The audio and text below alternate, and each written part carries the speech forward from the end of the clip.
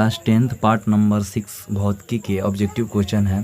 ठीक है, पहला प्रश्न क्या कहता है कि निम्न में से कौन बायोगैस ईंधन का स्रोत नहीं है। और जितना क्वेश्चन बताएंगे वह सब VVI प्रश्न है बुआ। इसका आंसर होगा नाभिकीय ऊर्जा। क्या होगा? नाभिकीय ऊर्जा। अगला है ग्लोबल वार्मिंग के लिए उत्तरदायी कौन सा गैस होता है? CO2 यानी कि कार्बन डाइऑक्साइड। तीसरा क्वेश्चन है सूर्य तथा अन्य तारों को विशाल ऊर्जा के स्रोत है, तो बताएंगे नाभिकीय संलयन है। अगला प्रश्न नाभिकीय विखंडन को नियंत्रित करने में प्रयुक्त होता है, इसका बताएंगे कैडमिलियम का क्षार। क्या होता है? कैडमिलियम का क्षार। अगला प्रश्न है किसी नाभिकीय विखंडन में मुक्त ऊर्जा होता है बुआ 200 MeV। अगला प्रश्न है ऊर्जा का सबसे अधिक प्रत्यक्ष एवं विशाल स्रोत क्या है बुआ? तो बताएंगे सूर्य।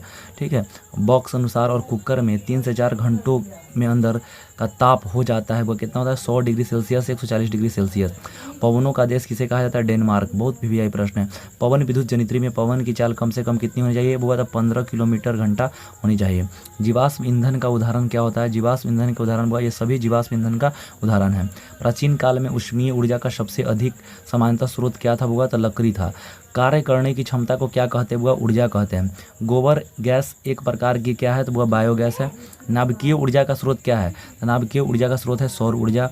जैव गैस एक उत्तम ईंधन है क्योंकि इसमें मीथेन गैस पाई जाती है 75%। अणुविकरणीय ऊर्जा का स्रोत क्या है? वह जीवाश्म ईंधन है।